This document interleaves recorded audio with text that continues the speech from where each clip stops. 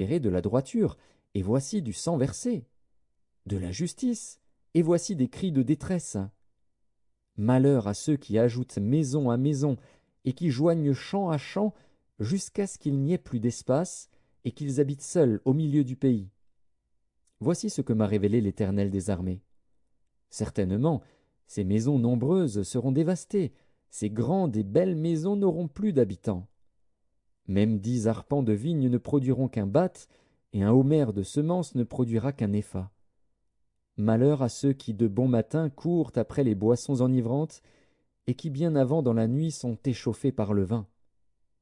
La harpe et le luth, le tambourin, la flûte et le vin animent leur festin. Mais ils ne prennent point garde à l'œuvre de l'Éternel, et ils ne voient point le travail de ses mains. C'est pourquoi mon peuple sera soudain emmené captif. Sa noblesse mourra de faim, et sa multitude sera desséchée par la soif. C'est pourquoi le séjour de mort ouvre sa bouche, élargit sa gueule outre mesure. Alors descendent la magnificence et la richesse de Sion, et sa foule bruyante et joyeuse.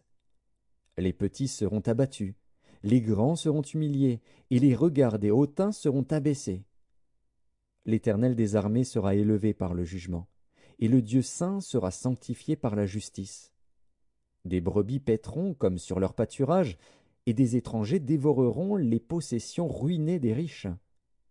Malheur à ceux qui tirent l'iniquité avec les cordes du vice, et le péché comme avec les traits d'un char, et qui disent « Qu'il hâte, qu'il accélère son œuvre, afin que nous la voyions. Que le décret du Saint d'Israël arrive et s'exécute, afin que nous le connaissions. Malheur à ceux qui appellent le mal bien, et le bien mal, qui changent les ténèbres en lumière, et la lumière en ténèbres, qui changent l'amertume en douceur, et la douceur en amertume. Malheur à ceux qui sont sages à leurs yeux, et qui se croient intelligents. Malheur à ceux qui ont de la bravoure pour boire du vin, et de la vaillance pour mêler des liqueurs fortes, qui justifient le coupable pour un présent, et enlèvent aux innocents leurs droits. C'est pourquoi, comme une langue de feu dévore le chaume, et comme la flamme consume l'herbe sèche, ainsi leur racine sera comme de la pourriture, et leur fleur se dissipera comme de la poussière. Car ils ont dédaigné la loi de l'Éternel des armées, et ils ont méprisé la parole du Saint d'Israël. C'est pourquoi la colère de l'Éternel s'enflamme contre son peuple.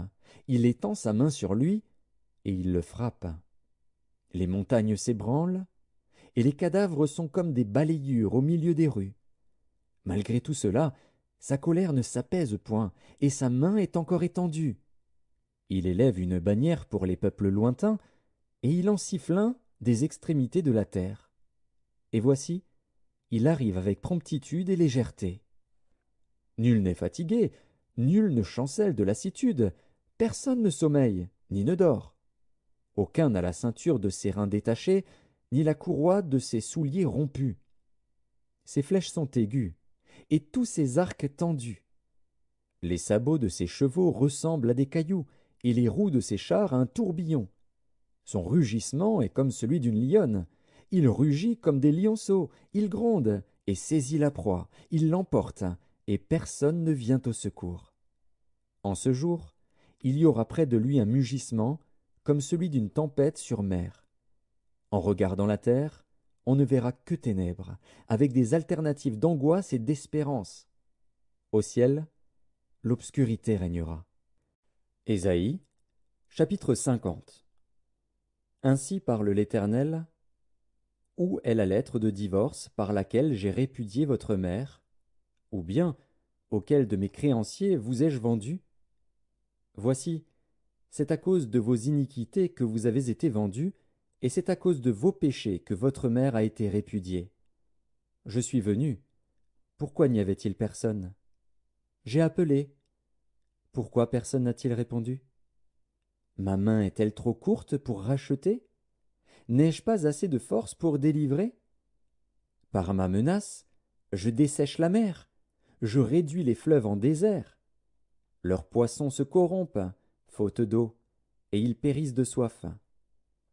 Je revêts les cieux d'obscurité, et je fais d'un sac leur couverture. Le Seigneur, l'Éternel, m'a donné une langue exercée, pour que je sache soutenir par la parole celui qui est abattu.